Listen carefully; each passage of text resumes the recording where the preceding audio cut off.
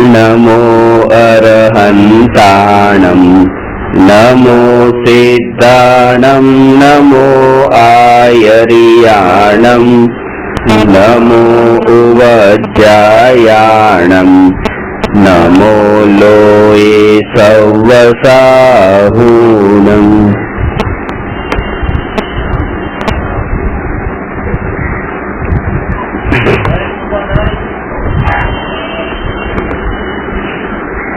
प्रश्न नंबर 192।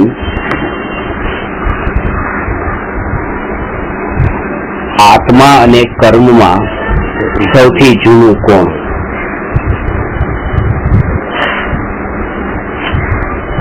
मुर्गी पहले के अंडा पहले। આનો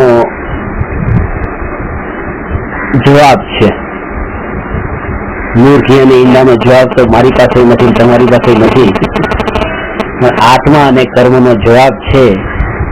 કારણ કે આ વાત એવી નથી કે કર્મમાંથી આત્મા ઉત્પન્ન થયો હોય કે આત્મામાંથી કર્મ ઉત્પન્ન થયા હોય।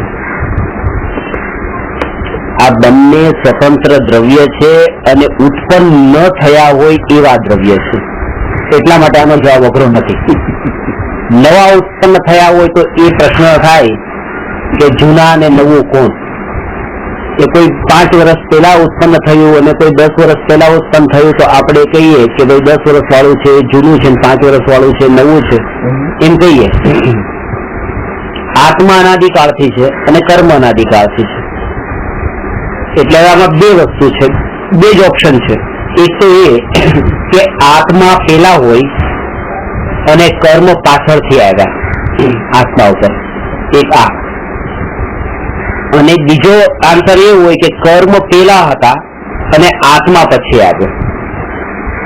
અને બંને જવાબ ખોટા કેવી રીતે છે કે આત્મા પહેલા હતો અને કર્મ પાછળથી આવ્યા, એમ જો હોય તો પહેલા જે આત્મા હતો ત્યારે કર્મ નતા કે નતા? તો આત્મા કર્મ વિનાનો હતો કે હા? તો એ સિદ્ધ છે, કર્મ વિનાનો આત્મા સિદ્ધ છે, સિદ્ધ ભગવાન છે। અને સિદ્ધ ભગવાનને ક્યારેય કર્મ બંધાતા નથી અનંતકાળ સુધી। એનો અર્થ એમ છે કે એકલો આત્મા પેલા શુદ્ધ જ હતો, મોક્ષમાં હતો, અને કર્મ પછી બંધાણા પાછો સંસારમાં આવ્યો છે, એમ નથી। અને જો એમ કહીએ કે કર્મો પહેલા હતા અને આત્મા પછી આવ્યો તો એ કેવું પણ બરાબર નથી। કારણ કે કર્મ જો પેલા હતા તો એ રહેતા ક્યાં? કારણ કે કર્મને રહેવા માટેનું જે આશ્રયભૂત સ્થાન છે એ તો આત્મા છે। કર્મ ટેબલ ખુરશી ઉપર તો ચિપકતા નથી, એ તો આત્મા ઉપર ચિપકે છે, ત્યારે તો એને કર્મ કહેવાય છે। જો આત્મા પર ચિપકતા નથી ત્યાં સુધી તો એને કારમાણ વર્ગણા કીધી છે। કારમાણ વર્ગણા અને કર્મ બે વસ્તુ અલગ છે। કારમાણ વર્ગણા તો ત્રણેય લોકમાં આકાશના પ્રત્યેક પ્રદેશ પર ઠસાઠસ ભરેલી છે આ કારમાણ વર્ગણા। અહીં સુધી કે અનંત સિદ્ધ પરમાત્મા જે આકાશ પ્રદેશ પર બિરાજમાન છે એ આકાશ પ્રદેશ પર પણ અનંત કારમાણ વર્ગણાઓ છે, પણ એ કર્મ રૂપે પરિણમતી નથી। કેમ? કારણ કે રાગ દ્વેષ ને મોહના ભાવ નથી। નિગોદના જીવ એમને કર્મ રૂપે પરિણમે છે, કારણ કે એમને મોહ રાગ અને મોહના ભાવ છે નિગોદના જીવ। તો આમાં એ આન્સર થયો કે આત્મા અને કર્મ બંને સ્વતંત્ર દ્રવ્ય છે। આત્મા જીવ દ્રવ્ય છે, કર્મ પૂતગલ દ્રવ્ય છે, અને બંને અનાદિકાળથી છે। પણ શું બંને અનંતકાળ સુધી રહેવાના છે? કે રહેશે? પણ એવું થઈ શકે કે મારો આત્મા રે એમ અને કર્મ ન રે મારા આત્મા સાથે, પણ કર્મપણે તો રહેશે। કર્મ સંસારમાં કર્મની અવસ્થા રહેશે, કર્મ સત્તા સ્વરૂપ રહેશે અહીંયા, અનંતકાળ સુધી. એટલે પ્રશ્ન છે કે દર 6 મહિને 8 સમયમાં અનંત 608 જીવ મોક્ષે જાય છે અને આવી રીતે ભવિષ્યના અનંતાનંત કાળમાં અનંત જીવ મોક્ષે જવાના છે, તેમ છતાં પણ સંસારી જીવોની સંખ્યા તો અનંત જ રહેવાની છે.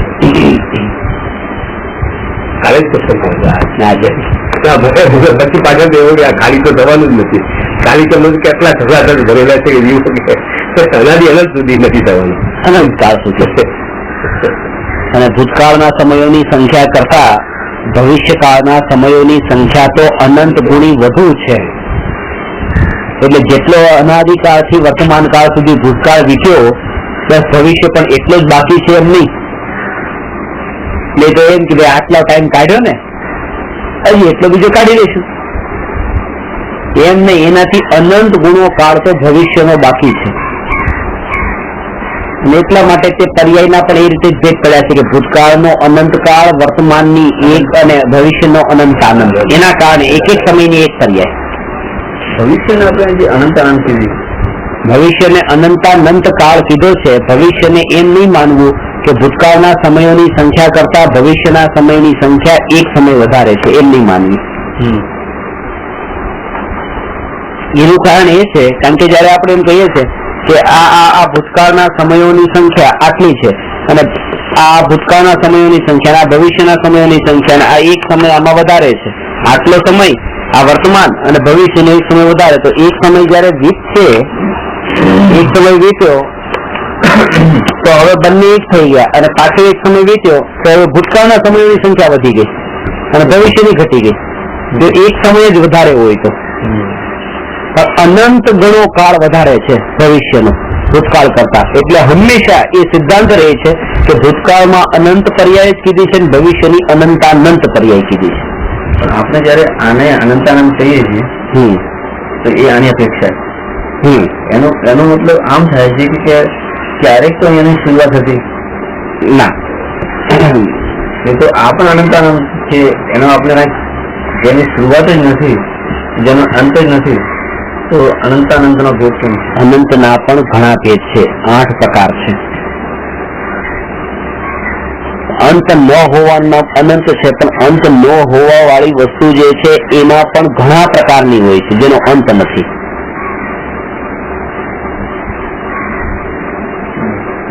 જયારે એમ કહીએ કે અહીંયા એટલા બધા પરમાણુઓ છે કે એક એક એક એક એક એક પરમાણુ ગણીએ તો એનો અંત છે? નથી, અનંત છે. આ રૂમના અંદર એટલા પરમાણુઓ છે કે એક એક પરમાણુને ગણીએ તેનો અંત નથી. અનંત પરમાણુ આ રૂમમાં ભરેલા છે અને એક મોટો હોલ છે અને એ હોલમાં જે પરમાણુઓ છે એ પણ અનંત છે. પણ આ અનંતમાં ને એ અનંતમાં કઈ ફરક છે કે નહીં? આ અનંત કરતા એ અનંત ઘણા ઘણા વધારે છે. એટલે એવું નથી કે અનંત કેતા અનંતમાં એક ફિક્સ ડિજિટ થઈ ગઈ છે. જેમ અનંતમાં ઘણા ભેદ હોય છે એ અપેક્ષા કીધું છે કે ભૂતકાળના અનંત કરતા ભવિષ્યનો અનંત જે છે અનંત ઘણું વધારે છે. અનંત અનંતમાં પણ ભેદ છે. અને અનંતને જાણવાની સીધી ભાષામાં વાત કરું, અનંતને જાણવાની કોશિશ મતિશ્રુત જ્ઞાનથી કરીએ છીએ એટલા માટે આમાં દ્વિધા ઉત્પન્ન થાય છે. આ વાતને આગમ પ્રમાણથી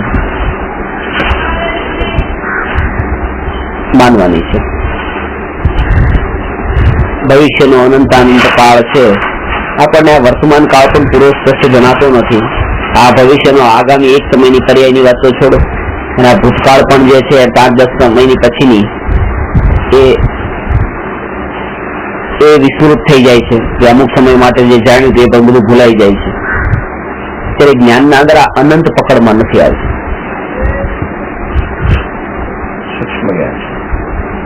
કે અહીંયા આ ભૂતકાળ અને આ વર્તમાન કાળ, આ ભૂતકાળ જેટલો વીત્યો એના કરતા ભવિષ્યનો કાળ, પણ એમ નથી કે અહીંયા સ્ટાર્ટિંગ પોઈન્ટ છે, એ પણ અનંત છે.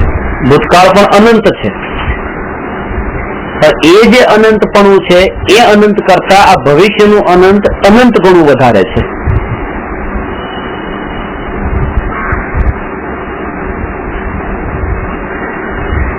કારણ કે અનંતમાં પણ આમ જોઈએ તો અનંત ગણા ભેદ છે, અનંત ભેદ છે.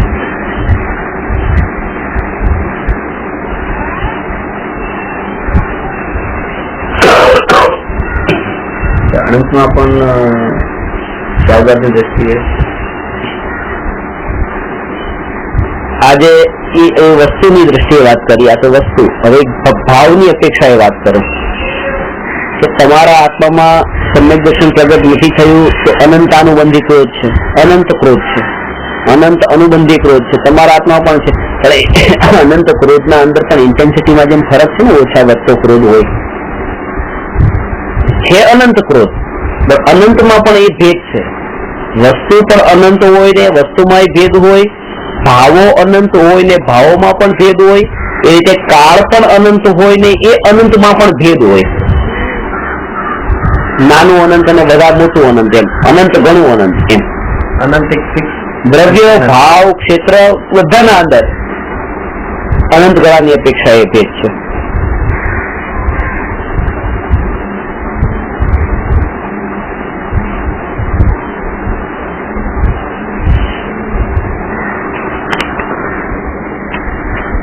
આ રેકોર્ડર કેટલા પ્રદેશી છે તો કે અનંત પ્રદેશી છે.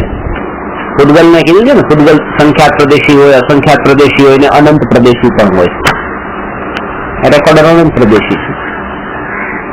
અને અલોકાકાશ છે એ કેટલા પ્રદેશી છે? અનંત પ્રદેશી છે. હવે આ અનંત પ્રદેશી રેકોર્ડર અને અનંત પ્રદેશી અલોકાકાશ બે છે તો અનંત પ્રદેશી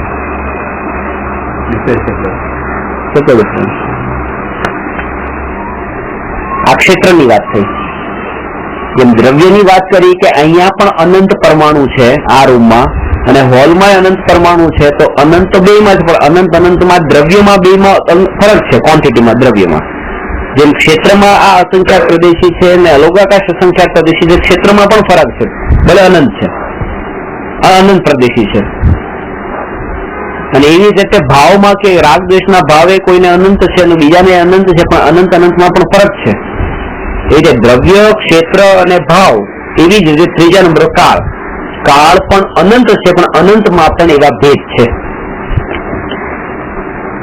અહીંયા આપણે અપેક્ષા કીધી કે અહીંયા જે કાઉન્ટિંગ અનકાઉન્ટેબલ હોય, અહીંયા પણ ભૂતકાળની અપેક્ષા બતાવી ને કે ભૂતકાળની અપેક્ષા અહીંયા પણ ગણી નથી શકાતા, એનું નામ જ અનંત છે. એટલે અનંત છે.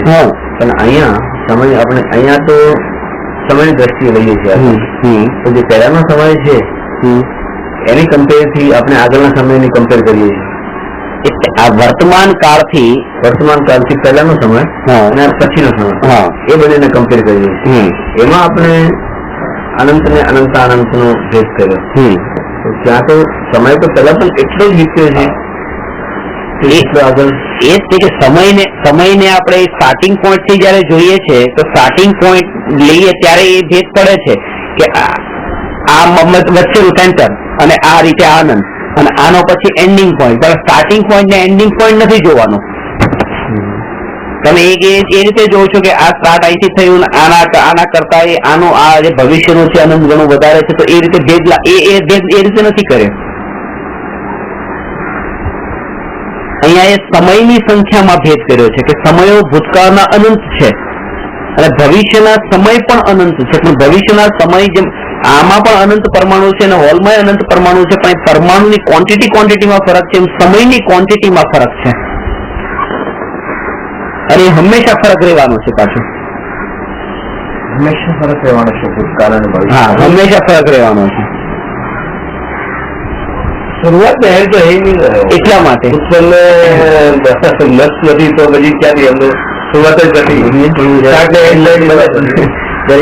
એક આપણે લાઈન દોરીએ હોય એને કહી શકીએ કે તમે આટલી છે, તમે અહીંયા છો તો કે આના કરતા આ વધારે.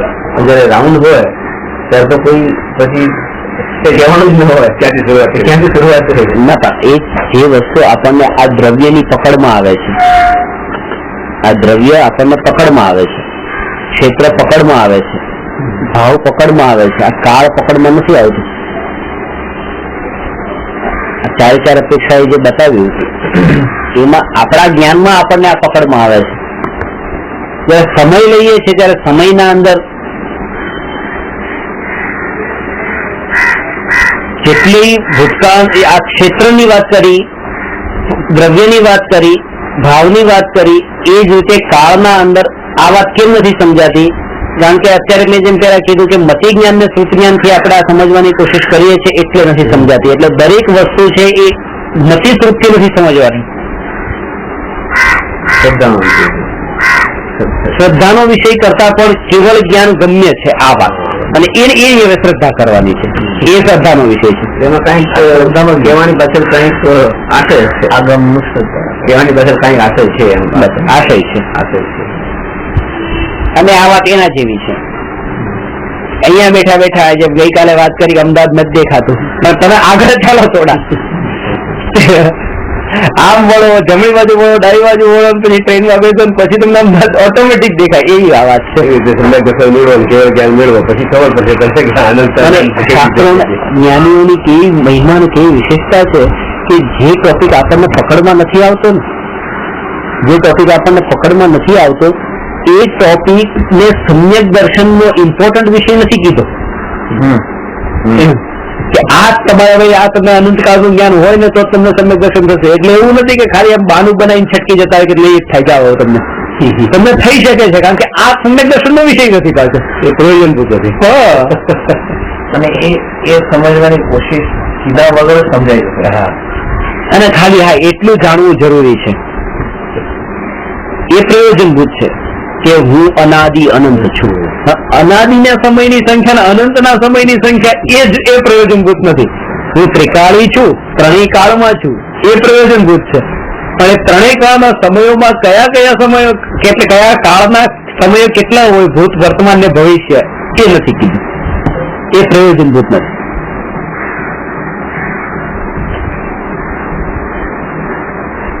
દહીં ને ભક્ષ્ય કીધું છે, બટાટા ને અભક્ષ્ય કીધા છે. દહીંમાં તો વિજ્ઞાને પણ સિદ્ધ કરી દીધું કે આટલા જીવ છે, અને તો એને ભક્ષ્ય કીધું. પણ બટાટામાં તો કઈ જે પ્રૂવ નથી થયું કે અનંત જીવ છે. એક જીવ એ પ્રૂવ નથી. તો માનમાં જગદીશચંદ્ર બોઝે આટલા વર્ષે ટ્રાય કરીને શોધ્યું ત્યારે ખબર પડી કે વનસ્પતિમાં જીવ છે. એક જીવ દેખાડો અને આમાં આટલા બેક્ટેરિયા દેખાડતા, આને તો અભક્ષ્ય કહો છો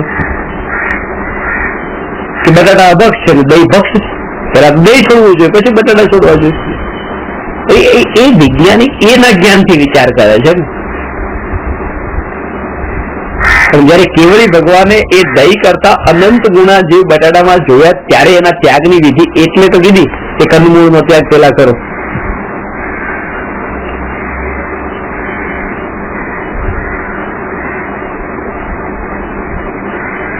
તુવેરમાં પણ જીવ મરે છે, વટાણામાં પણ જીવ મરે છે, બટાટામાં જીવ મરે છે, વનસ્પતિમાં જીવ છે.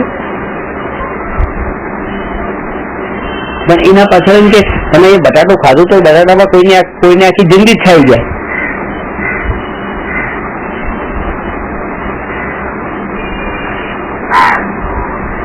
ઘણી બધી ચીજો એવી છે કે આપણને અને એ વસ્તુ પર વિશ્વાસ મૂકવાનું કીધું છે જે તમારે સમ્યક દર્શન માટે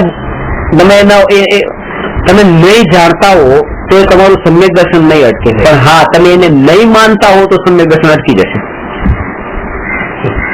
એ વાતો પર તમે શ્રદ્ધા નહીં હોય તો સમ્યક દર્શન અટકે.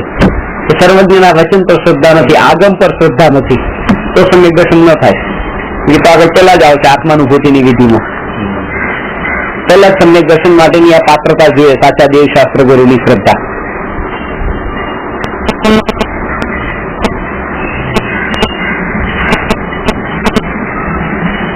એટલે આનો જવાબ થયો બંને અનાદિકાળના છે અને અનંત કાળ સુધી રહેનારા છે. કોણ જૂનું છે? જૂના અને નવાનો કોઈ હિસાબ નથી. મતલબ આનો એટલો જવાબ છે કે જૂના અને નવાનો હિસાબ નથી. એના જૂનાપણામાં નવાપણું ક્યારે કહેવાય? જો એકને તમે જૂનું કહો તો બીજું ઓટોમેટિક નવું થઈ જશે. જયારે તમે કોઈ એક વસ્તુને સારી કહો છો ને ત્યારે એમ લાગે આમે સારી કીધી તો બીજી ખરાબ થઈ ગઈ, અને ત્યારે એ કઈ વસ્તુ પકડમાં આવે છે કે મને રાગ છે, બસ આમાં દ્વેષ ક્યાં છે? તો રાગ જ છે ને. કરુણાનો ભાવ રાગ એટલા માટે કીધું ભગવાનને રાગનો અને કરુણાનો ભાવ પણ કેમ છે તો રાગની સાથે દ્વેષ છુપાયેલો છે. એમના પ્રગટમાં નથી પણ કે આ વસ્તુ બહુ સરસ છે, બહુ સરસ છે એટલે બીજી સરસ નથી. એ રાગની સાથે દ્વેષ છુપાયેલો છે. અથવા તો કે આ વસ્તુને તોડી નાખનારા એ સરસ નથી, એ સારા નથી. આટલી સારી વસ્તુને તોડી નાખે છે, કેટલા ખરાબ લોકો છે. એ રાગની પાછળ કઈ કઈ દ્વેષ છે, હોય જ નિયમથી હોય, નિયમથી હોય. દ્વેષની પેલા રાગ હોય છે. જેટલા યુદ્ધ થયા, મહાયુદ્ધ થયા, કોઈ દ્વેષ ભાવથી થયા જ નથી, રાગ ભાવથી રાગ ભાવથી જ થયા છે. સીતા પર રાગ હતો એટલે રામાયણ અને જમીનનો રાગ હતો એટલે મહાભારત, કાશ્મીરનો રાગ હતો એટલે ભારત પાકિસ્તાન. દ્વેષ હોય ને ભારત પાકિસ્તાન, પાકિસ્તાન ને ભારતમાં. દિવસ માટે ભેગા થતા જ નથી. દ્વેષ હોય તો એને ચહેરો જોવાનું પસંદ નથી આવે, જાય છે ને સામે, કારણ કે રાગના કારણે એ જાય છે. ખબર નથી. હું તો અહીંયા સુધી કહું કે રાગના આ બિલાડી ઉંદર ને ખાય છે, દ્વેષ થી થોડું ખાય છે, રાગ થી ખાય છે. કેટલો રાગ છે. તમે રસગુલ્લા રાગ થી ખાવ છો, દ્વેષ કરીને ખાવ છો. સામે હવે રાગ છે ને, તમે ખોરાક તમે માનો છો કે રાગ છે, તો એને બિલાડીને ઉંદર પ્રત્યે રાગ છે એટલે ખાય છે. દ્વેષ થોડો છે. દ્વેષ તો મારી નાખીને ભાગી જાય, કારણ તો ખાય છે પાછી.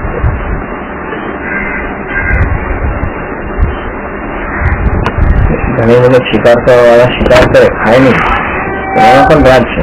એમાં રાગ છે શિકાર. જાનવર નહીં, માણસ જ જાનવર જેવા થઈને કરે ત્યારે એ એક રાગ છે. શિકાર કરવા હન્ટિંગ ને શું કે છે એ લોકો હોબી કહે છે ને, હોબી એટલે રાગ.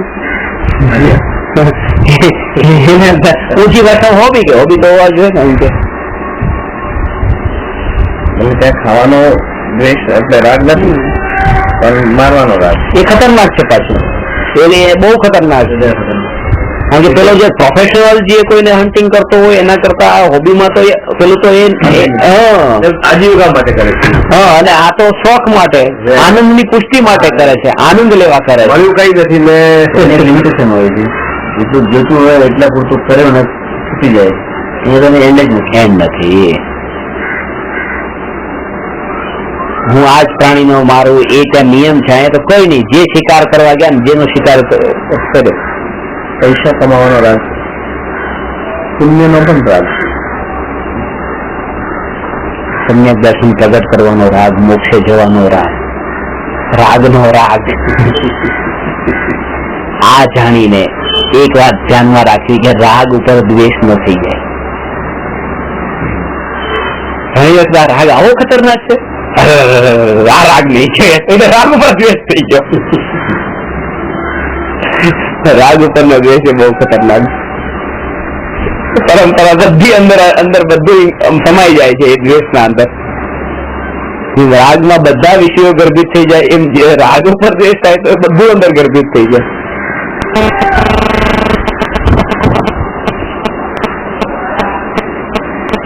જે સ્વભાવગત થાય એ એકચ્યુઅલી એ જોવું જોઈએ. એ જોવું છે સ્વભાવગત વિચારથી ન થવું જોઈએ. સ્વભાવગત એટલે સેલ્ફ પકડવું જોઈએ, અંદરથી નેચરલી. નેચરલ. એ ત્યારે પોતે વિચાર કરે ત્યારે જ થાય. ગુરુના ઉપદેશથી, શાસ્ત્ર વાંચવાથી એ રીતે ન થાય. પોતે વિચાર કરે. તમને જયારે આ સાંભળવા માટેનો વિચાર આવ્યો ત્યારે તમે પોતે અંદરથી વિચાર આવ્યો કે ખરેખર આ કરવા જેવું છે. એ કોઈ તમને કીધું ને તમે કર્યું એમ નહીં. કારણ કે કહેવામાં તો ઘણી બધી વાતો કહેવાતી હોય. ચલો મૂવી જોવા જઈએ, ચલો મેચ જોવા જઈએ, ચલો ફરવા જઈએ, કહેતા ઘણા હોય, પણ તમે અંદરમાં એના ઉપર વિચાર ન કરતા હો પછી તમે અંદરમાં એક કાર્ય નથી કરતા, અને કરો તો તમને એમાં મજા નથી આવતી. એ બંધ થઈ જાય છે જલ્દી. અને સવારે ચિંતન આવ્યું કે આપણે શું કરીએ છીએ, દરેક ચીજમાં વિચારથી આપણે એની દેખરેખામાં આપીએ છીએ, વિચારથી. પણ સ્વભાવગત નથી થતું. એ સ્વભાવગત થાય છે એ પછી એ આત્માનું થઈ જાય છે. બાકી તો મને જ કામ કરે છે બધી જગ્યાએ. ત્યાં સ્વભાવગત થયા પછી ભણવાની જરૂર નથી. ભણવાની જરૂર નથી. જે લોકોને સ્વભાવગત હોય છે એ પછી એને ભણવાની જરૂર નથી. નેચરલ એની લાઈફસ્ટાઈલ જ એવી થઈ ગઈ હોય. નિશ્ચિત ઉદયથી નીચે ઉદય પ્રયોગ છે ને એ આનો મતલબ આ જ છે. નિશ્ચિત ઉદયાથી એટલે સ્વભાવગત. કૃપાલદેવે કીધું છે કે એક સાધારણ વ્યક્તિ વિશે કહેવું કે એ કાલે શું કરશે બહુ આસાન છે, બહુ સરળ છે. કેવું સરળ છે. સાધારણ વ્યક્તિ શું કરશે એનું શું એ કેવું સરળ છે. મને તમે છો હવે આ તમે દુકાને જશો એમ બધું એ કેવું બહુ સરળ છે. જ્ઞાની વિશે કેવું બહુ દુર્લભ છે. શું કરશે એ શું કરી દેશે એનું ઠેકાણું નહીં એમ. એ ઉદયાધીન હોય છે. આ પણ ઉદયાધીન નથી. આ ઉદયાધીન હોય છે પણ આ ઉદયને વશ થઈને હોય છે. વિચાર એ ઉદયના જ્ઞાતા થઈને હોય છે. ઉદયને જે વશ થયેલો હોય ને એનું ફિક્સ હોય. એનું ફિક્સ કે આ કરીશ. ત્યાં મન ને ચિત્ત વિલીન થઈ ગયું હોય છે ને એટલે ઓટોમેટિક એનું કામ થતું હોય છે. એટલે અજ્ઞાની વિશે એ કેવું જેમ કે અહીંયા બેઠા છે સાપ આવે તો અજ્ઞાની નો વિશે કેવું બહુ સરળ છે કે ઉભો થઈને ભાગવાનું જ છે. જ્ઞાની વિશે કઈ ન કહી શકાય. ભાગે પણ ખરા, બેસે પણ ખરા, ઉભા રહે, કઈ પણ કરે. એ ટાઈમે એને શું વિચાર આવે એટલે આપણી અજ્ઞાનતાનો હિસાબે કઈ નહીં. આપણી અજ્ઞાનતા બાકી સર્વજ્ઞ ભગવાનના જ્ઞાનમાં તો બધી ખબર છે કે જ્ઞાની શું કરવાના છે. કર્મ એમાં તો જ્ઞાની નું પાકું છે એ શું કરે છે. લોકમાં માન્યતા ઊંધી હોય કે જ્ઞાની વિશે કેવું બહુ સારું થાય, સાચું સહેલું છે તો શું કરે. અજ્ઞાની નું કઈ ઠેકાણું નહીં. અજ્ઞાની ના કઈ ઠેકાણા હોતા નથી. અરે અજ્ઞાની નું પાક્કું ઠેકાણું છે કે એને જો પ્રતિકૂળતા આવે તો ભાગવાનો જ છે. એનું ઠેકાણું પાક્કું છે.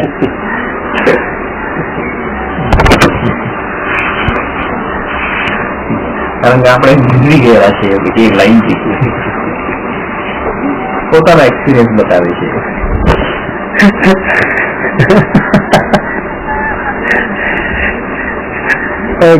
આટલા વર્ષોમાં જે અનુભવ્યું છે ને એના બળ ઉપર એ કહીએ છીએ.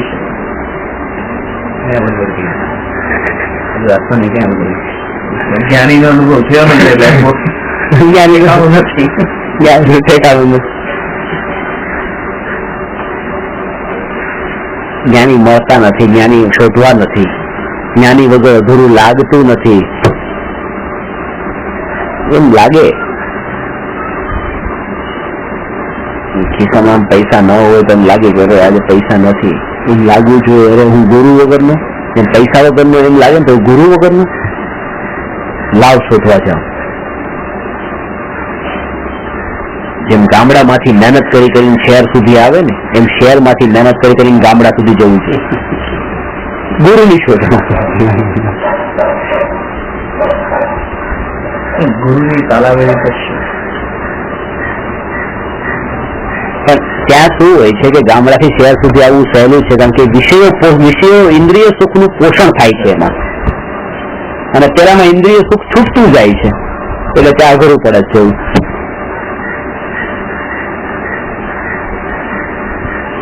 કોઈ મને એક સવાલ કરો.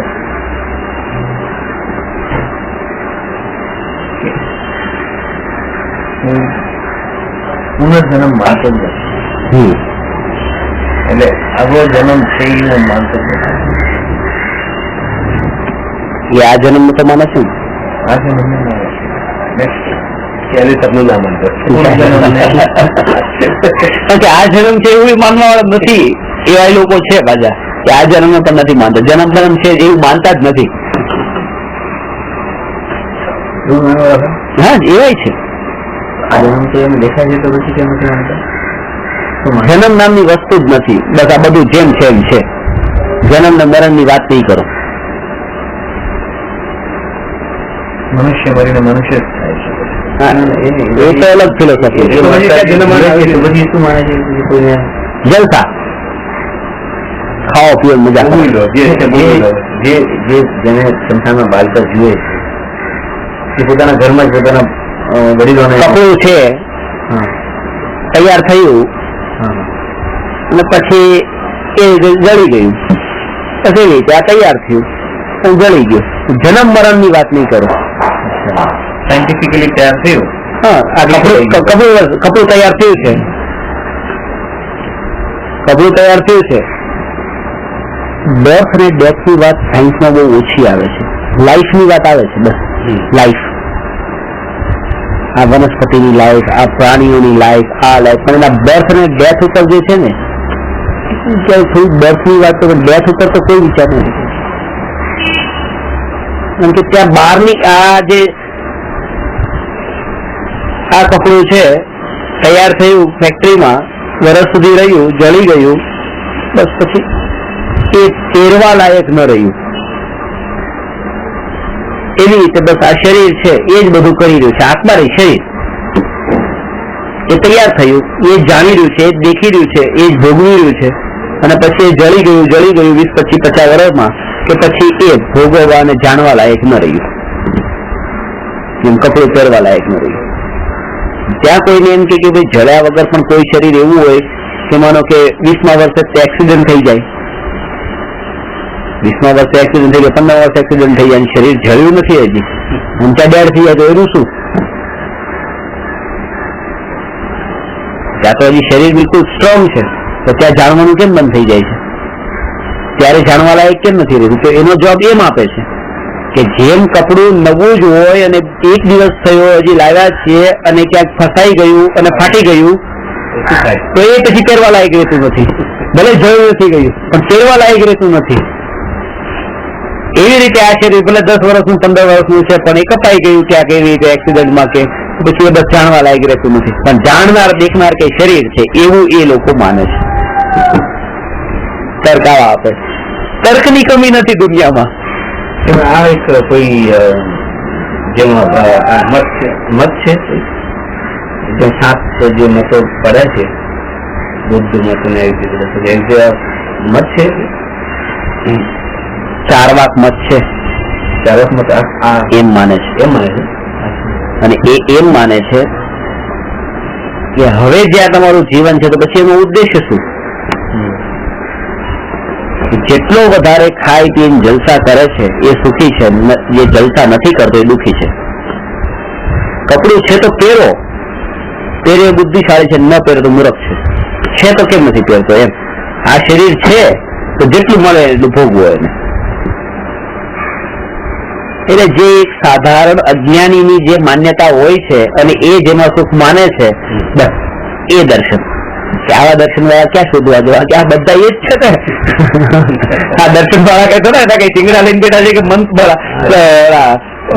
સંસ્થાઓ સ્થાપીને બેઠા છે. જેમ ન હોય જૈન તો મજૂર 4 વાક મતી હોય.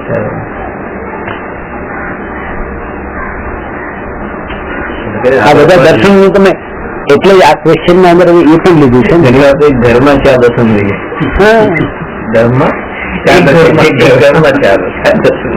ઘરમાં 4 દર્શન મળી જાય એમાં જ એટલો બધો વાંધો નથી હોતો.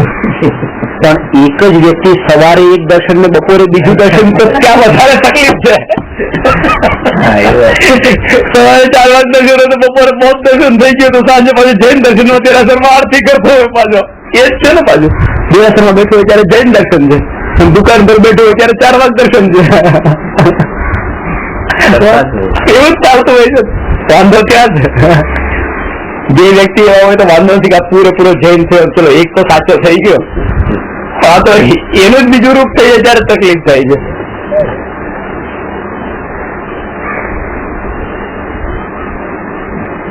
એટલે મીમાંસક, વૈશેષિક, નૈયાયિક, સાંખ્ય, મીમાંસક, યોગ, બધા દર્શનોના પ્રશ્નો તૈયાર કર્યા છે. એક એક દર્શનની એ બધી એવી રીતે માન્યતા બધી લીધી છે. એટલું ઉપયોગી બનશે એવા ભાવ છે કે આ, કારણ કે આખું જૈન દર્શન નહીં, આખા જગતનું દર્શન, અને કોઈ શાસ્ત્રીય શબ્દ નહીં. એમ શાસ્ત્રીય શબ્દ નહીં એટલે કે એની ડેફિનેશનમાં શાસ્ત્રની પરિભાષા મૂકી, પણ પછી એનું એક્સપ્લેનેશનમાં એટલી સરળ ભાષા કે બસ દરેકને સમજાય એ વાત. અને એવી કે જેને લાગી જાય એને લાગી જાય. ક્રમબદ્ધ કર્યા તમે કહેશો કે તમે સાંભળતા તમને એમ થયું કે આવી વાત તમે ક્યારે સાંભળી જ નથી, હા, 1000 પ્રશ્નોમાંથી એક પ્રશ્ન પણ કોઈને અંદર લાગી ગયો, બીજો અમને આપો.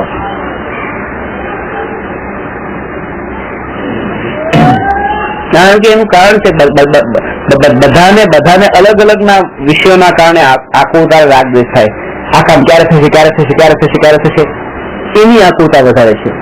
કોઈને સમયની આકુરતા વધારે છે, તો કોઈને એમ છે કે આ મારી વસ્તુ છે, કોઈ લૂંટી ન જાય, એ આકુરતા છે. એટલે કસાયનું પોષણ તો કોઈને કઈ એવી આકુરતા નથી. પોતે ધન સંપન્ન સુખી સંપન્ન એમ છે અને બસ કરોડો રૂપિયાનું દાન આપે છે, કઈ આકુરતા નથી, બધું કમાઈને બેઠા શાંતિ છે. બસ હું આપું છું એ માન કસાય એ નથી, એ દુઃખી છે.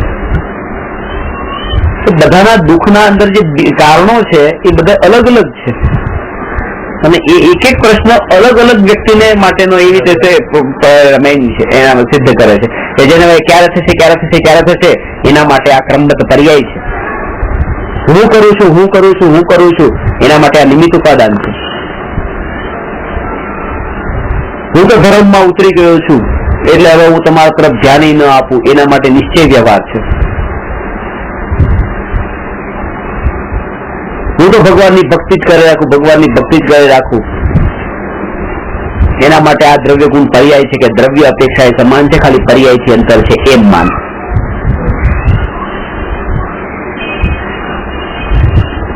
અરે આ ખુશી ના હોત તો પડી જાય, એના માટે આ દ્રવ્યની સ્વતંત્રતા છે. ખુશીના કારણે નહીં, આ દ્રવ્યની એ સમયની યોગ્યતાના કારણે અહીંયા છે.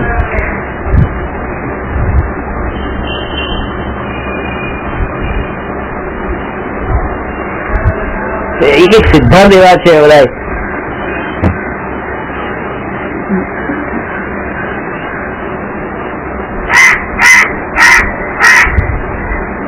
હવે નિશ્ચય વ્યવહાર, અનેકાંત સ્યાદવાદ,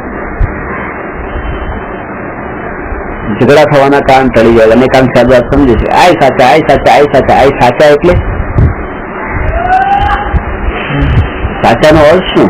શાસ્ત્રવાદીએ કીધું બધા સાચા. બધા સાચાનો અર્થ શું? કે હું ધર્મનું પ્રવચન આપું અને એક વ્યક્તિ ગાળ બોલતો હોય, બે સાચા. બે સાચા કે હા, સાચાનો અર્થ છે સત. સતનો અર્થ છે સત્તા. સત્તા એટલે અસ્તિત્વ, હોવા પડવું. કે આ સમયે આ શબ્દ બોલાઈ રહ્યા છે પ્રવચન, આ સમયે આ ગાળના શબ્દ બોલાય, બે છે ને, વસ્તુ સ્વરૂપ છે ને, બસ બે સાચા છે. હોવા પડવું છે બસ બે.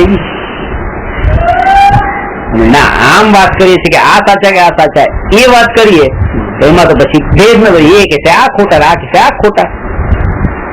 જયારે જ્ઞાની વસ્તુ સ્વરૂપમાં આ સાચા ખોટાના ભેદ નથી કરતા. એ કે છે બધું સત્ય વસ્તુ સ્વરૂપ છે તે સત્ય છે, સત્ય છે એ છે ને, એનો સ્વીકાર. સત્યના સ્વીકારમાં વ્યવસ્થિત જગત વ્યવસ્થિત કરીએ ત્યારે તકલીફ થાય છે. વ્યવસ્થિત થાય જ બધું.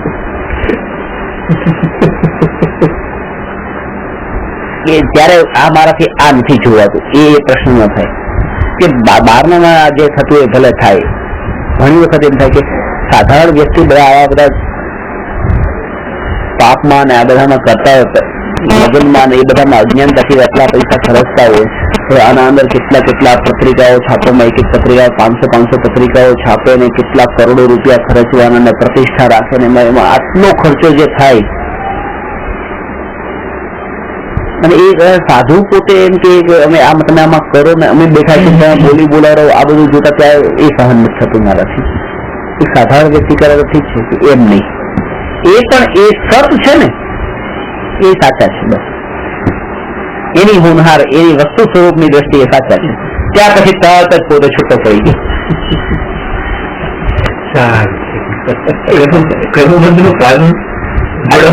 જોડાવું છે. જોડાણ નો અર્થ જ છે સાચા ને ખોટાના ભાવથી જોડાણ થાય છે ને. એ સત્તા બિલ્ડિંગમાં જઈએ ને, આપણી બિલ્ડિંગમાં બધા ઓળખતા હોય એટલે ઇન ચાલવાની સ્ટાઇલ ચેન્જ થઈ ગઈ છે. અને અજ્ઞાન બિલ્ડિંગમાં જાય ત્યાં આપણે કોઈ ઓળખતા નહીં હોય કે આપણે ફ્રી સ્ટાઇલમાં ચાલશે. બે દ્રષ્ટિએ જ્ઞાની એમ જાણે છે કે અજ્ઞાની સામે બતાવવાની જરૂર નથી હું કોણ છું, અને જ્ઞાનીને બતાવવાની જરૂર નથી કારણ કે એને ખબર પડે છે. જોડાણ એ છે ને બંધ રૂમમાં તમારું એ થાય છે ને બહારનું વર્તન એ નાતા નથી. મેં પૂછ્યું, ગામમાં રહી છે, બહારગામ જાય તોય ન નાય, ગામમાં હોય તોય ન નાય, તમે ગામમાં છે નાતા નથી. આખા ગામને ખબર છે નાતો નથી. ખબર તો છે જ તો બધા નાતો નથી. બહારગામ વાળા મને કોઈ ઓળખતા નથી. અહીંયા બધા ઓળખે છે કે આ નાતા નથી એટલે બતાવવાની જરૂર નથી. બહારગામ આમે ઓળખતા નથી એને બતાવવાની જરૂર નથી. નાઈને કેવું કેટલો કેવો દેખાવ છે. અહીંયા આમે ખબર પડી ગઈ છે હું આવો છું, ત્યાં કોઈને ખબર નથી.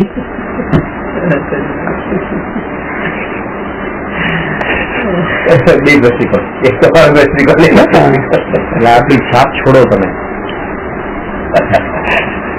એવી કઈ છાપ છોડો લોકો તમારે બીજું ભાઈ એ વાત છે ભાઈ. એ ગમે એવા બસ એ સવારે જાય ત્યારે ઇન્સર્ટ હોય છે, બહાર હોય ત્યારે પાછળથી શેર નીકળી ગયો હોય છે, બસ એને એનું કઈ ઠેકાણું નથી.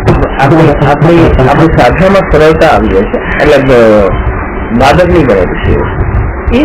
અને હવે દરેક સ્થાને એનો બતાવવાનું હોય છે કઈ તકલીફ આવે છે કે ભલે બતાવવું છે કોઈને તો એવો વસ્તુ સ્થિતિની દ્રષ્ટિએ જોઈએ ને તો પછી ત્યાં વાંધો નથી આવતો. વસ્તુ સ્થિતિના અંદર કે આમ જ હોય એ ખબર છે કે ટ્રેન માંથી નીચે ઉતર્યા છે સવારે પાછળથી શર્ટ નીકળી ગયું છે એ સમયે એમ બહુ એમ નથી. ઠીક છે હવે અત્યારે આવું છે, આખું કાઢી નાખો, ચાલ જવા દે. ત્યાર પછી એ ભાવતા હોય છે આખું કાઢી નાખો, અડધું નીકળી શકે એમ નહીં કે અડધું રહ્યું છે તો અડધું એમ આખું કાઢી કરવાની બુદ્ધિ ને એ છે. અંદરમાં માન્યતા એમ છે કે આખે આખું રાખે તો વ્યવસ્થિત નોર્મલ છે, આખું અંદર નાખે તો નોર્મલ છે, અડધું આમ ને અડધું આમ રાખે નોર્મલ માણસ ન લાગે. જે અબનોર્મલ નું લક્ષણ છે અત્યારે આ જમાનામાં તો નોર્મલ થઈ ગયા, ફેશન કીધી છે.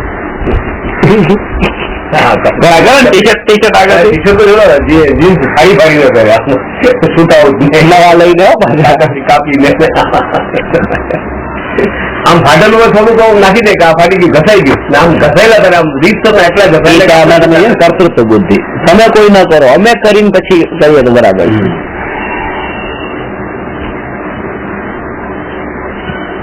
ભારત દેશમાં એ જ છે કે એક વ્યક્તિને ફાંસીની સજા થતી હતી અને એને પોલીસે પકડીને લઈ ગયા પોલીસ સ્ટેશનમાં, લોકઅપ રૂમમાં બંધ કરી દીધો. કોર્ટમાં એના પર કેસ ચાલ્યો કે એ આત્મહત્યા કરવાની કોશિશ કરતો હતો. એ બિલ્ડિંગ માંથી ઉપરથી આત્મહત્યા કરવાની કોશિશ કરતો હતો અને પોલીસે એવું કીધું કે એક સેકન્ડ તારી શું માંગ છે, આમ છે. તમે બધું પૂછ્યું, ધીરે ધીરે કરીને પોલીસ ઉપર ગઈ ને આ તો ડરાવતો તો પાછળથી પકડી દીધો તરત જ. એના ઉપર 6 મહિના સુધી કેસ ચાલ્યો, રોજ મુહૂર્ત કરે અને જોયું ગુનો છે. 6 મહિના પછી એ કોર્ટે સજા આપી અને ફાંસીની સજા આપી. એટલે એની જાતે ન મરી શકે, અમે મારીએ બસ.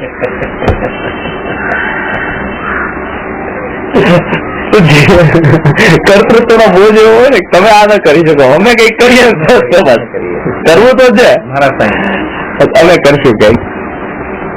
થવાનું તો એ જ હતું સાચું લેવું, સાથ લેવા જાય ને એ રસ્તામાં મળી હોય તો એને કઈ સાથ નથી એમ કીધું તમારે ભૂલ નથી કે ચાલ કે કેમ ના પાડે ત્યાં કે હવે નથી જાય કેમ ના પાડવાની કોણ છે ગરીબ દરિયાળી ત્યાં લઈ જાય ના પાડવા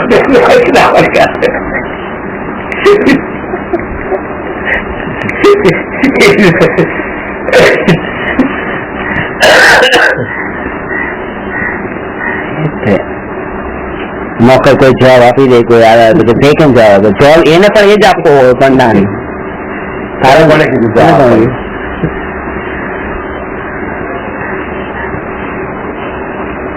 કર્તૃત્વનો જયારે બોજ એવું હોય ત્યારે કંઈક ને કંઈક કરવાની ભાવના થાય,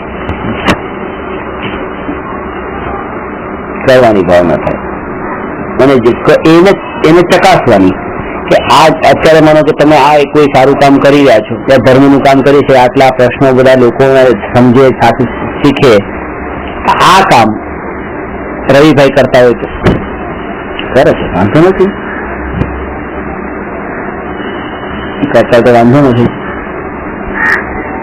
એમ નહીં કે મારા થકી થાય, કોઈના થકી પણ આ કામ થવું જોઈએ બસ.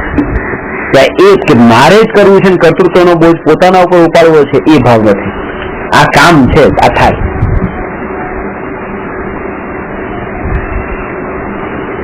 હા તો એ મારા થકી થાય ને બોલ્યું તો એના માટે છે ને મારા થકી જ આ કામ થાય. પછી હોય એક કહીશ હા એને અલિપ્ત થઈને એને એ જ છે કે બસ આ કામથી પ્રયોજન છે.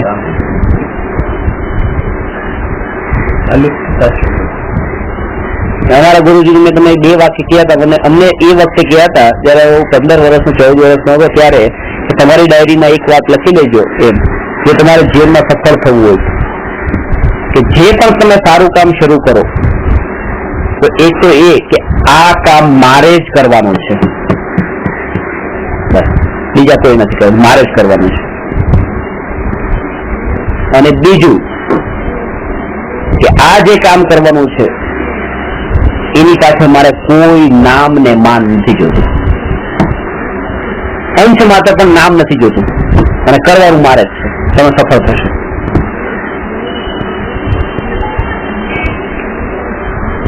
એટલે આ કામ તો મારે જ કરો પણ મારે માન નથી જોતું એમ. એટલો એ નિસ્પૃહ થઈને એ કામ કરશે.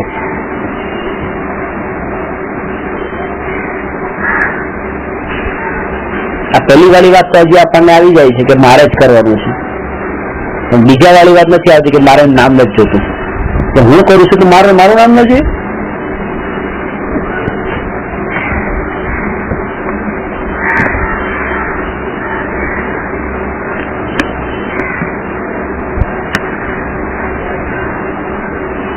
જેને સફળતા ઉપર જે દ્રષ્ટિ હોય ને એને નામ પણ નથી. એની સફળતા એના માટે કે કામ થવું એ સફળતા છે, નામ થવું એ સફળતા નહીં.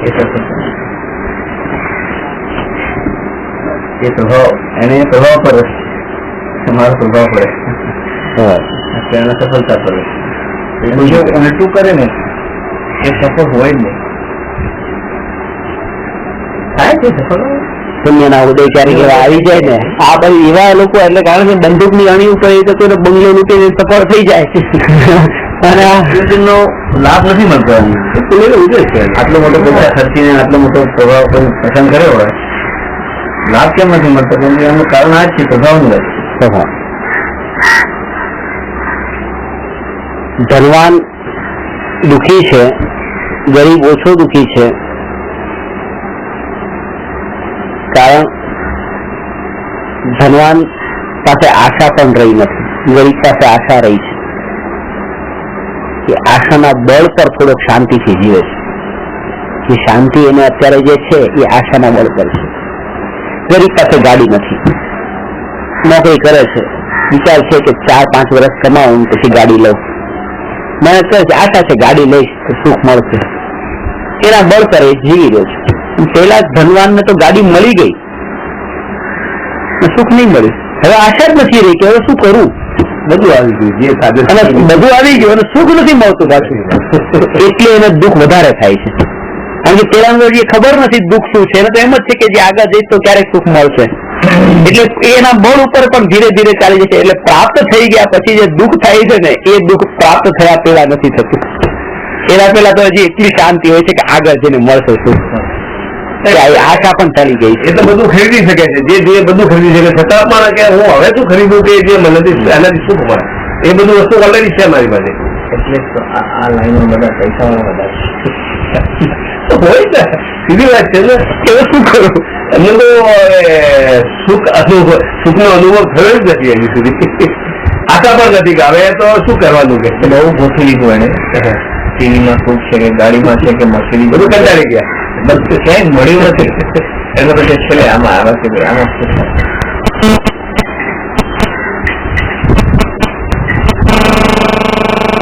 ગરીબ નું રોજ બાકી છે. હજી તો આ પ્રોસેસ માંથી પાર થવાનું છે, બાકી છે.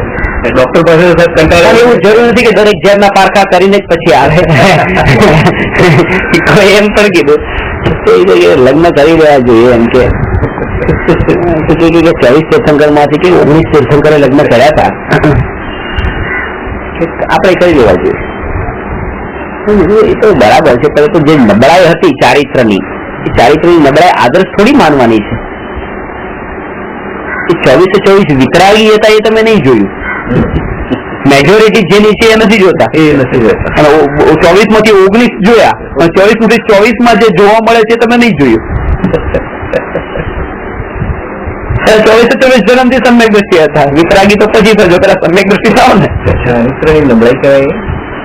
ચારિત્રની નબળાઈ, અને એટલા માટે સમ્યક દ્રષ્ટિઓને આદર્શ અને પૂજા, સમ્યક દ્રષ્ટિની પૂજા નથી કીધી. નામ નથી પાંચ પરમેશ્વરીના અંદર નમસ્કાર મંત્રમાં પંચ પરમેશ્વરીમાં સાધુ પરમેશ્વરીમાં ત્યાં એન્ડ આવી ગયો. સમ્યક દ્રષ્ટિ નહીં, પાંચમું ગુણસ્થાન પણ નહીં, છઠ્ઠા સાતમા ગુણસ્થાન વર્તી. કારણ એવું એ છે, કારણ કે તમારી શ્રદ્ધા થઈ છે, સમ્યક દર્શન થયું છે, તમારું ચારિત્ર બારમાં એવું ખરાબ છે. ખરાબ એટલે તમે હિંસાઈ કરો, જૂઠે બોલો, ચોરી કરો, કુશીલ પરિગ્રહ બધું છે, અને હું તમારી ભક્તિની પૂજા કરવા લાગુ તો એ આદર્શ તો એનો પ્રભાવ એ છે કે બસ પછી તમે જે કરો બધું મારા પછી કરવાનું છે. જેની પૂજા કરીએ છીએ એને આદર્શ ચારિત્રની કમી છે, ચારિત્રની નબળાઈ કે ઉદયનું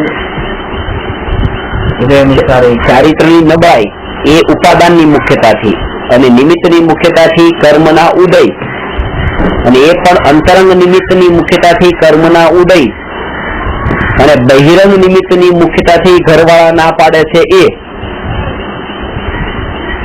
બહિરંગ એટલે બાહ્ય નિમિત્ત તો ઘરવાળા ના પાડે કે દીક્ષા નથી લેવી, અને અંતરંગ નિમિત્ત એ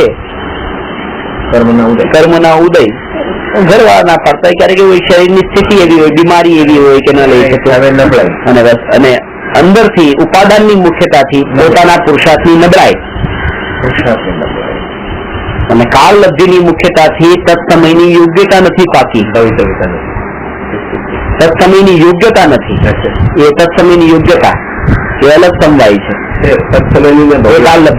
કાળ લબ્ધિ છે, અને ભવિતવ્યતા એ અલગ પાંચમું સમવાય, કાળ લબ્ધિ ચોથું. હોનહાર એની એવી નથી, એ ભવિતવ્યતા. આ બધા કારણોમાંથી પસાર થઈને આ કાર્ય અત્યારે થઈ રહ્યું છે, અને આ બધાનો જે સત્તા સ્વરૂપે સ્વીકાર કરે બસ એ જ્ઞાની છે. કોઈ એક ઉપર બ્લેમ ન મૂકી દે.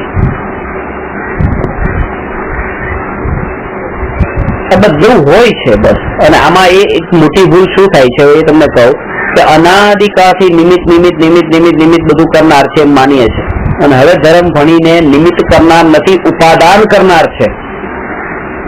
તો અનાદિકાળથી નિમિત્તનો એકાંત હતો, પછી ઉપાદાનનો એકાંત થઈ જાય છે, અનેકાંત નથી આવતો. અનેકાંતનો અર્થ કે નિમિત્ત પણ હોય છે અને ઉપાદાન પણ હોય છે, બંનેનો પોતાની રીતે સ્વીકાર, પોતાની અપેક્ષાએ એ સ્વીકાર, એનું નામ અનેકાંત છે.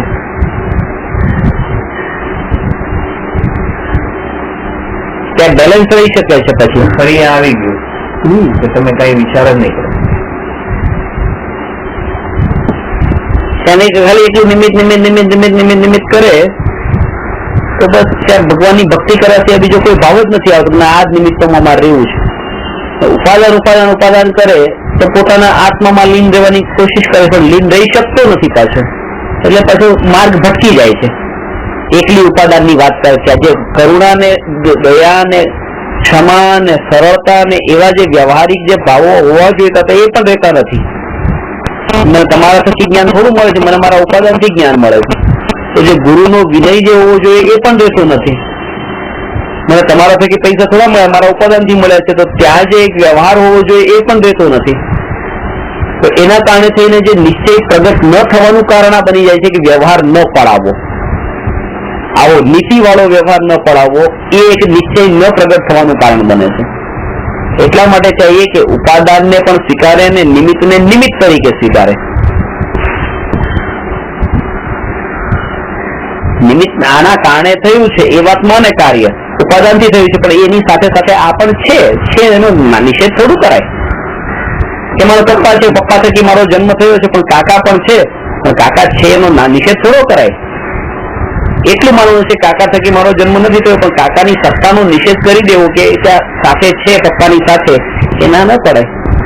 તો કાર્ય ઉપાદાનથી જ જન્મ કાર્ય ન થાય છે, એ વાત સાચી છે, પણ સાથે સાથે નિમિત્ત છે તો નિમિત્તની હાજરી તો બાજુમાં છે ને, તો હાજરીનો નિષેધ ન કરાય. એના ઉપર મહત્વ ઓછું ના થાય, અને બંનેમાંથી એકનો નિષેધ એટલે ઘાત કરવો.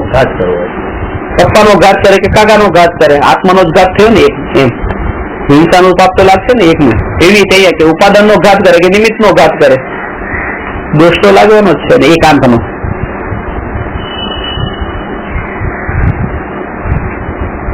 એ જ રીતે આવો બેલેન્સ જોઈએ, ઉપાદાન નિમિત્તનું બેલેન્સ જોઈએ, નિશ્ચય વ્યવહારનું બેલેન્સ જોઈએ, અનેકાંત સ્યાદવાદનું બેલેન્સ જોઈએ.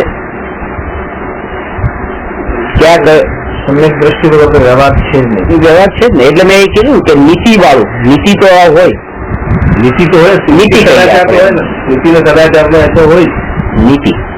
અત્યારે સમ્યક દર્શન ન પામ્યા હોય ત્યાં પણ એક નીતિ હોય કે કોઈને ઠોકર લાગી ગઈ તો સોરી કે કોઈના થકી આપણને કઈ વસ્તુ મળી તો આપણે એને થેન્ક યુ કહીએ, કોઈ આપણું કામ કર્યું તો એનો આભાર માનીએ. એક પ્રકારનો એક વ્યવહાર, તેને નીતિ કહીએ. અજ્ઞાન દશામાં નીતિ. એકાંતનો આગ્રહ નહીં કે મારા કારણે જ બધું થાય છે, અને કોઈ ઉપાદાનના કારણે જ થાય છે.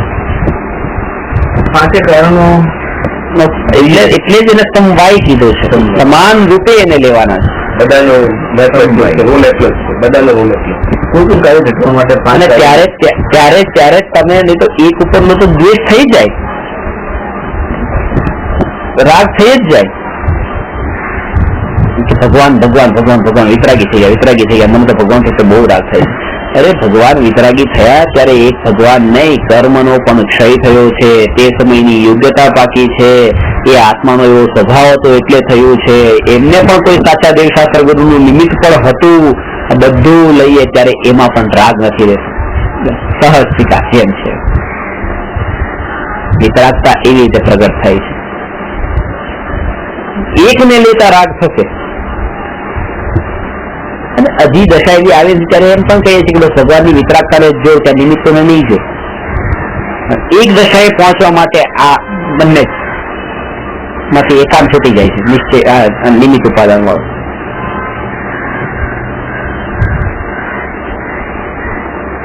ઘણાઓ આમ કે છે કે ભવિને અભવિમાં, ભવિનો તો મોક્ષ થવાનો જ છે, કઈ નહીં કરીએ તો મોક્ષ થવાનો છે, આ તો પક્કી જ છે. બરાબર છે. તો પછી એકને પૂજનીય ને એકને અપૂજનીય કેમ કીધું? કારણ કે પર્યાય વ્યક્ત થાય પછી પૂજ્ય છે, અને દ્રવ્ય ત્રણેય કાળમાં પૂજ્ય છે. દરેક આત્મામાં સ્વભાવ છે તો સ્વભાવની અપેક્ષાએ દરેક આત્મા ત્રણેય કાળમાં પૂજ્ય છે. પર્યાય જયારે વ્યક્ત થાય પછી જ પૂજ્ય છે, એના પેલા નહીં. વ્યક્ત થવાની છે એની ગેરંટી પણ હોય તો પણ એની પૂજ્યતા નથી, એ વ્યવહાર નથી. ખબર છે કે આ બેન છે, આ બેનનું પેટ અત્યારે એટલું બહાર નીકળ્યું છે તો ખબર છે કે એમને 8મો મહિનો ચાલે છે અને બાળકનો જન્મ થવાનો જ છે, બધાને ખબર છે. હવે 2 દિવસ પછી પેંડા વેચવા આજે જ વેચી દો ને કે નહીં. એ જે દશા એ 1 કલાક પછી થવાનું હશે તો પણ પેંડા ત્યારે પેલા નહીં જ વેચાય. એ પર્યાયમાં વ્યક્ત થયું, ખબર છે થવાની છે પર્યાય વ્યક્ત, પણ તેમ છતાં જયારે વ્યક્ત થાય પછી આ બધો વ્યવહાર શરૂ થાય છે. એટલે પૂજ્યતાનો વ્યવહાર આ જીવ બસ થોડા કાળમાં જ સાધુ થશે, અરે પગે લાગેલી એમ નહીં. એ હજી પર્યાય થઈ નથી ને એટલે નહીં. પર્યાય પ્રગટ થયા પછી પૂજ્ય છે ને દ્રવ્ય ત્રિકાળ પૂજ્ય છે.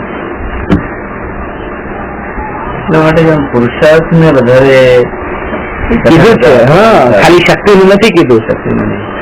પુરુષાર્થ એફર્ટ વ્યક્ત થવી જોઈએ. એટલે હું તલના તેલનું એક્ઝામ્પલ આપું છું કે મહેમાન ઘરમાં આવીને બેઠા હોય અને ઘરમાં જમવા માટે બેઠા પૂરી તળવી છે, ડબ્બામાં જોયું તો તેલ ખલાસ થઈ ગયું છે, પણ બીજા ડબ્બામાં જોયું તો તલ પડ્યા હતા. તલમાં તેલની શક્તિ તો છે, પૂરી નહીં તળાય. પૂરી તળવા માટે તલમાં રહેલું તેલ કામમાં નથી આવતું, એમાં શક્તિ છે, પણ એ શક્તિ વ્યક્ત થયેલી હોય, બહાર પ્રગટ થયેલી હોય તો ઉપયોગમાં આવે છે.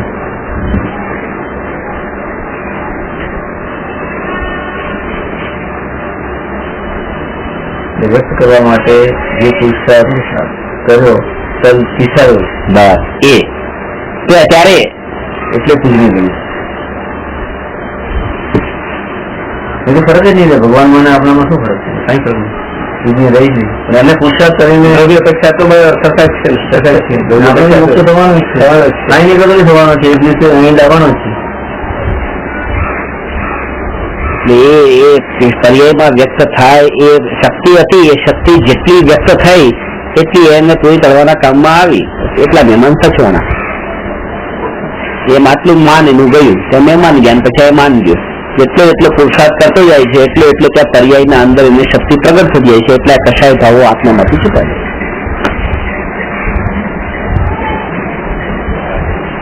એટલે જ છે કે દરેક જીવને એવાનો કે આ જીવ પણ ભગવાનને આ જીવ ભગવાને જે કીધું છે એ શક્તિ અપેક્ષાએ કીધું છે. એટલે આથી તો બધાને ઉતારવાનું કીધું નથી. એટલે એ વ્યવહાર જે છે ને પૂજ્યતાનો એ પર્યાયની વ્યક્તતા કેવી છે એના ઉપર થાય છે. એટલે હું કહું છું કે તમારામાં એબીસીડી અહીંયા ચોપ તમારા ટી શર્ટમાં લખ્યું હોય તમે બસ આ જ્ઞાન જ્ઞાન જ્ઞાન એ નહીં કરો. એ પર્યાય જે છે પર્યાય એ કયા રૂપે વ્યક્ત થઈ છે. વ્યક્ત થયા પછી એ પૂજ્ય કે માનો ત્યાં માં પણ લખ્યું છે, આ પણ લખ્યું છે અને અર્ધોત્તર પણ લખ્યું છે, પણ એને હાથ જોડીને નમસ્કાર નહીં કરો.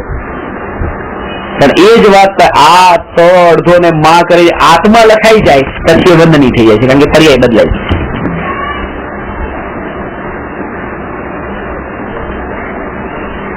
અક્ષરો છે એ ત્રિકાળ પૂજ્ય જે શક્તિ અપેક્ષાએ કીધા છે બીજા અક્ષરો. પણ પર્યાયના અંદર વ્યક્ત થયા પછી જે પૂજા ભક્તિનો એ ભાવ જે છે શાસ્ત્ર ભક્તિ કીધી છે એ આ કીધું છે. ડિફરન્સ જ ન રહે, ભેદ જ ન રહે. અક્ષર તો બધામાં છે, બધી જગ્યાએ છે અક્ષર. પેપરમાં પણ અક્ષર છે, ગાળો પણ છે અક્ષરોમાં તો. હેલો પર્યાય જ પૂજનીય છે. વ્યક્ત કાર્ય પછી બધી શુદ્ધ પર્યાય જ પૂજનીય છે. અને એ કે અશુદ્ધ પર્યાય વાળા થકી, શુદ્ધ પર્યાય વાળા થકી તો શુદ્ધ પર્યાય નહીં, એના થકી એના માટે તો દ્રવ્ય જ પૂજનીય. એ ભૂમિકામાં શુદ્ધ પર્યાય પ્રગટ થાય પછી પૂજનીય છે. પણ કોના માટે? જે હજી અશુદ્ધ છે એના માટે. શુદ્ધ માટે નહીં, શુદ્ધ માટે તો એનું દ્રવ્ય જ ઉપાદેય છે. આ 192 થયો, 193 લઈશ. નમો અરહંતાણમ નમો સિદ્ધાણમ નમો આયરિયાણમ નમો ઉવજ્જાયાણમ નમો લોએ સૌવસાહું.